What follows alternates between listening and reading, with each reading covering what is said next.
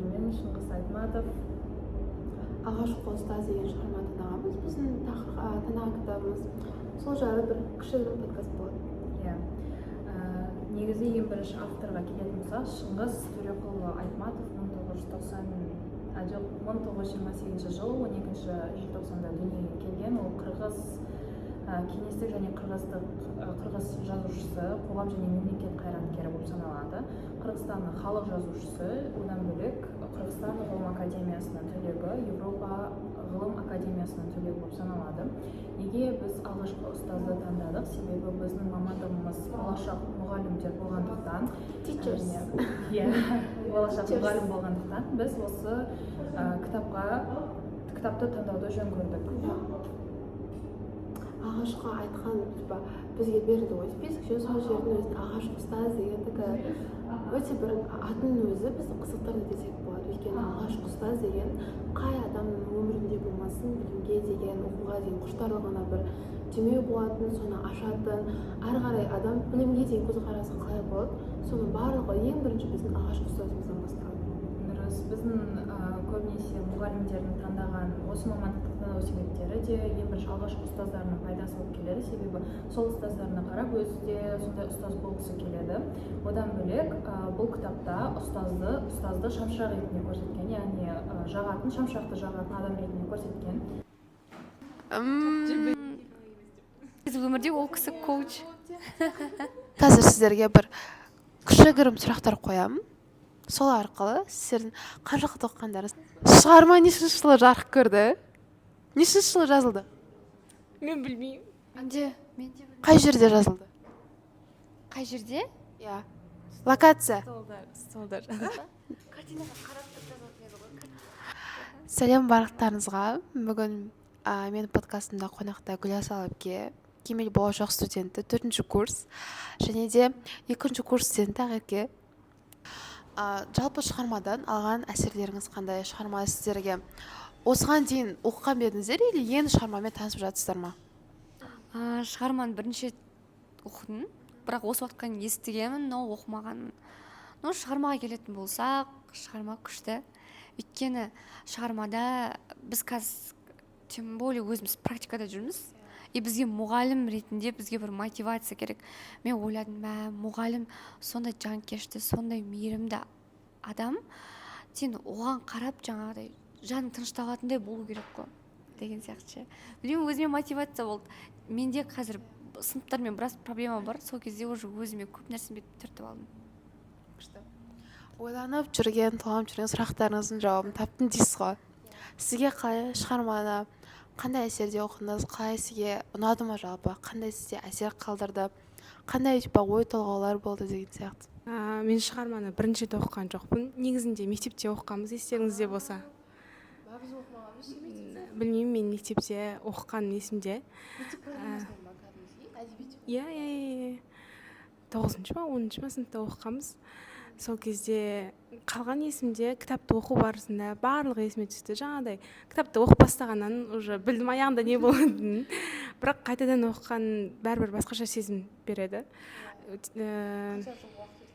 Иә, ол кезде мен әлі оқушымын, қазір мұғалім ретінде, мұғалімнің көзімен қарағанда сондай керемет ұстаз деген адамның адамгершілігі ұстаздан дейді.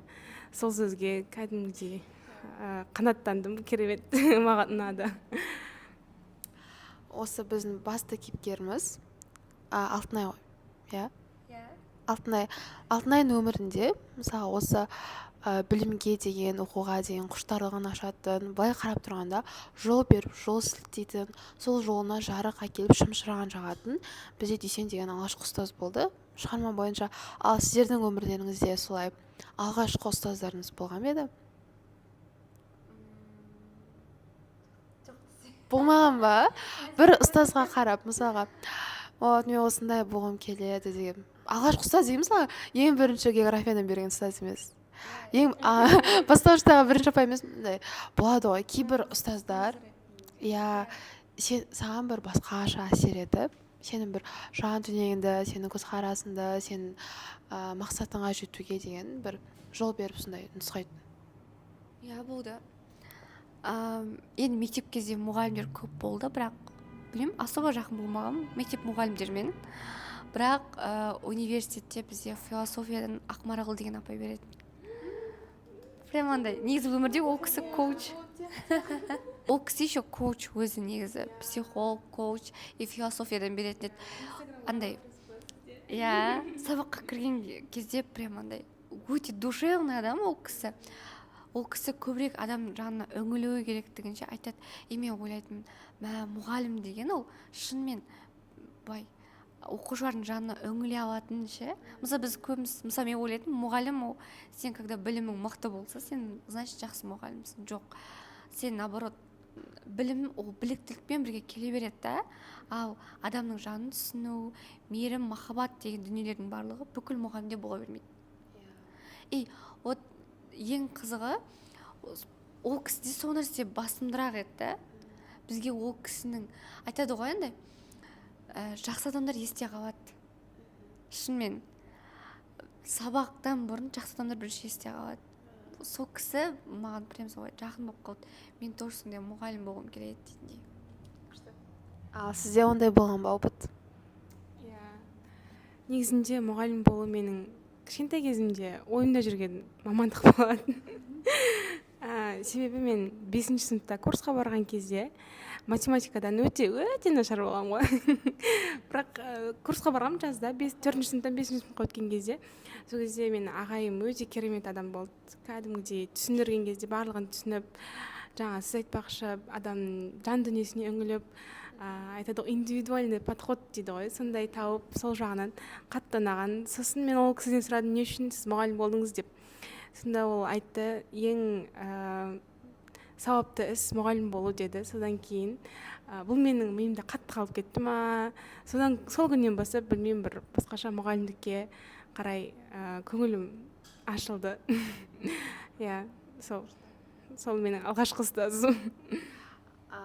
Айтады ғой, жақсы адам болу, жақсы маман болу екеуі екі түрлі деп ше.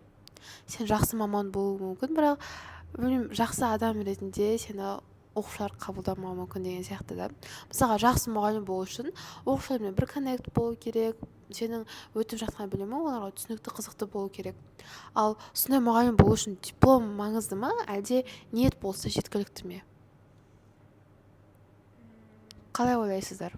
Жақсы ұстаз болу үшін, алғашқы ұстаз болып, оқушылармен әсер ете алу үшін, оларға білім бере алу, пайда бере алу үшін. Негізі бұлай, мен бұлай ойлаймын.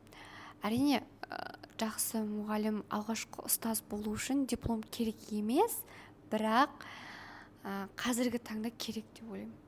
Өйткені қазір біздің заман басқа.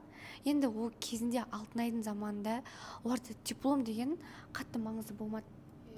Біз қазір жай ғана біз белгілі бір аудиторияны, белгілі бір оқушыларды жинау үшін бізде андай мақтанып көрсете алатын бәрібір диплом болу керек.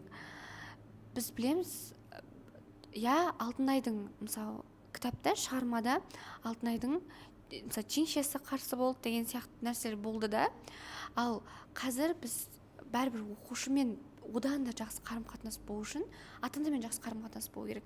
Ал ата-ана бірінші бәрібір мұғалімнің бірінші біліктілігіне, білімділігіне қарайды. Ол қайда оқыды деген сияқты. Мен ойлаймын, негізі керек емес, былай қарайтын болсаң, главный өзің жақсы мұғалім болсаң болды. Бірақ көбірек оқушыға көбірек білім беру үшін саған керек ол нәрсе. Мен тоже солай ойлаймын.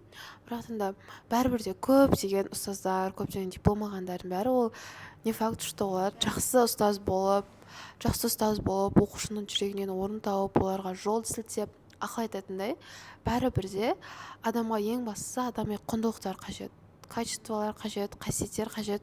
Одан кейін барып біліктілігі, оның білімділігі, оның методикасы, подходы, содан кейін ғана барып уже можно десең. Сізде қалай ойлайсыз? Қайсысы важно деп ойлайсыз? Білімді болу ма, әлде құндылықты маман болу ма? Екеуі тепе-тең сияқты. Екеуі де қажет. Жаңа әпке айтқандай, бәрібір жақсы адам болғаның басымдырақ болатын шығар. Себебі балаға сенің айтып жатқан физикадағы формулаң емес, оған күліп қарағаның, оған жаңа көңіл күй болмаған кезде жағдайын сұрағаның көбірек жүрегінде қалып, солай сенің пәніңді жақсы көруі мүмкін деген сияқты. Мысалы мұғалім қатал, білімді бірақ қатал, сондай жаңағындай жанға жақын емес адам болса, ол адаммен оның сабағында оқығың келмейді, тыңдағың да келмейді. Ал бірақ егер ол адам сенің жүрегінен орын табатын болса, адамгершілігі бар, парасатты адам болатын болса, ол адамның да сабағын жақсы көріп, сол пәнді таңдап кетуге ықтимал көбірек. Сондықтан екеуі бірдей шығар.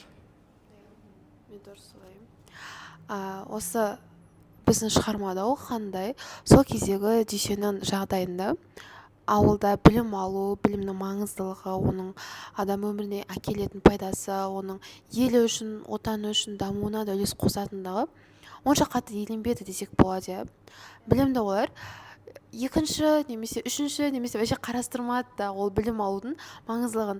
Ал бірақ сол кезде дүйсен сол кездегі ауылдың жағдайына, балалардың жағдайына білімді кіріктіру мақсатында қаншама еңбек етті.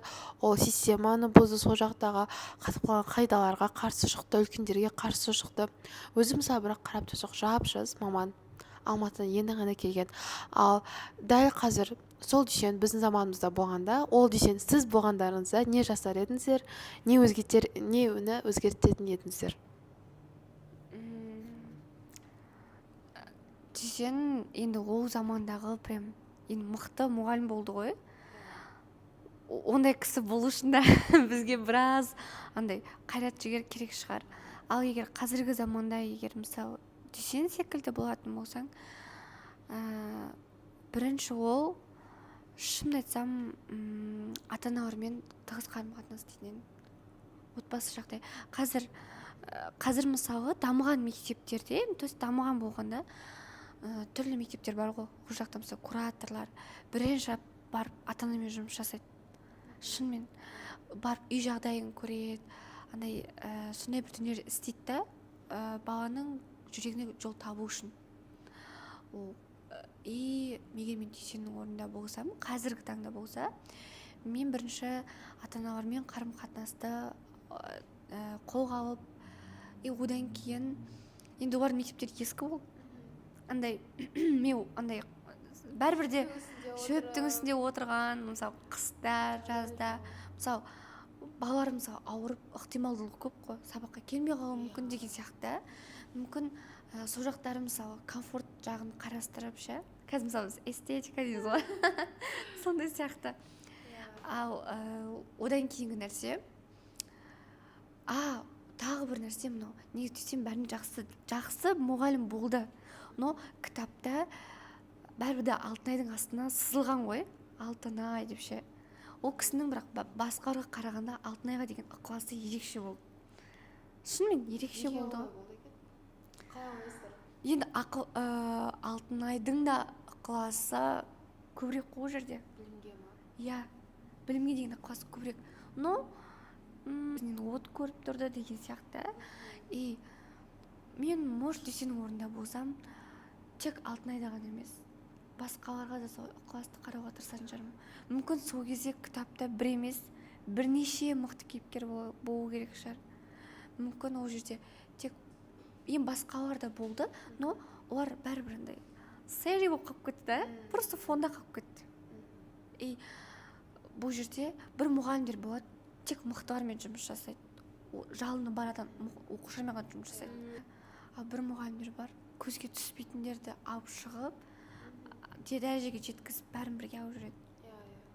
Мне кажется, мен соны өзгертетін сияқтымын. Дұрыс.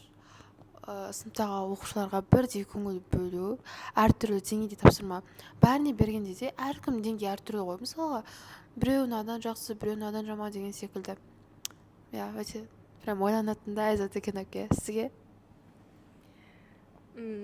Негізінде кітап Алтынайдың хаты бойынша жазылғандықтан, кітапта барлық басқа кейіпкерлерді Алтынай жазбағандықтан, кітапта ол жазылмаған шығар. Мүмкін тағы да басқа жаңағыдай кейіпкерлер бар болған шығар. Менің өзгертетін нәрсем, егер мен дүйсен болсам, бұл менің өзімнің білімімді ары қарай арттыратын едім. жаңағыдай одан кейін ол жаңа пошташы болып жұмыс жасайды ғой ше, ондай күйге түсіп бір жерде өзім де доктор болып отырады. Иә, балалардың то есть дүйсен айтады ғой, кімді шығарып салып жатқан кезде Алтынайды ше, менің білмем сені ары қарай оқытуға жетпейді деп ше, ары қарай мен осы жердегі балаларды оқыта беремін деген сияқты. Осы сөздердің астарында жаңағыдай ары қарай мен де сен сияқты оқушыларды оқытып ары қарай қалаға қарай жұмысқа оқуға жібере беремін деген түсінік жатқан секілді деп түсінемін. Сұрағымыз, осымен подкастымызды аяқтасақ та болады. Қалай ойлайсыздар, Алтынайдың жетістікке жетуі ол өзіне деген сенімділігі ме, әлде ұстаздың оған дұрыс жол көрсетіп, дұрыс тәрбие беріп, мысалға дұрыс білім беріп, ол сол Алтынайдың білім алу үшін прям соңына дейін күрескеннің арқасында ма? Давайте сіз жауап бересіз ба? Әрине дүйсеннің арқасында деп ойлаймын. Егер ол оны жаңағыдай алып қашып кеткеннен кейін оның артынан қуалап іздеп барып алып кетпегенде, оны ары қарай соңына дейін қорғап қалмағанда, оны барып қалаға барып оқуға түсіргеніне дейін істемегенде, мүмкін ол сол баяғыдай қалар ма еді, сол жаңағы ауылда тезектеріп ары қарай күйеуге шығып. Сондықтан оның жаңағы ішіндегі бар потенциалды толығымен ашып ары қарай жібергені бұл көбірек дүйсеннің арқасында деп ойлаймын. Бірақ ол жерде Алтынайдың да өте үлкен жаңа потенциал болып тұр. Ол жаңағыдай жоқ, мен оқымай қояйын, қоя берші дейтін болса, ол сол жерде қалып кететін еді. Сонымен қатар Алтынайдың арқа сүйейтін ата-анасы болмағандықтан жаңағы жеңгесі оны жеті мектеп жаңағыдай тиісе бергендіктен ол сол жерден кеткісі келді, және де өте керемет мүмкіндік ол жаңағы қалаға оқуға кету болды. Осылай ол өзінің мүмкіндігін жіберіп алған жоқ деп ойлаймын. Шынымен де қалай сынбай, сонша қиындықтан, сонша сөздің арқасында прям білім үшін адам осындай аш болу керек. Сізге қалай ойлайсыз? Әрине ол бірінші дүйсен, өйткені кітаптың өзі алғашқы ұстазы ғой. Кітаптың негізгі мағынасы да сондай. Негізі бала көзін ашқан кезде оның бірінші ата-анасы адам осындай болу керек екен ғой деп қарайтын. Одан кейінгі мектеп жасында ол ұстазы болады. Ұстазға қарап біз осындай болу керек екен ғой, жалпы адам осындай болу керек екен деп ойлаймыз да. И дүйсен оған берген махаббат барын берді. Но бұл жерде екі жақты жұмыс деп ойлаймын. Өйткені оқу процесінің өзі мұғалім мен оқушы бірге бірлескен кезде ғана болады. Жаңағыдай ғой, дүйсен оның қолына мәпелеп берген дүниені ол сол өмірдің соңына дейін мәпелеп өтті. Мысалы, өзіне берген қазынаны ол ары қарай алып кетті. Ол қанша қиналған болуы мүмкін. Ол мысалы кейін де отбасы құрды ғой, мысалы отбасы құрғаннан кейін де тастап кетуге болатын еді, бірақ жоқ, ол бәрін ары қарай өзі де алып кетті. Әрине ол бірінші дүйсеннің арқасы. Біздің подкастымыз бітті. Біз өз ойымызды айттық кітап туралы. Сау болыңыз. Барлықтарыңызға оқуға кеңес береміз, особенно ұстаздарға.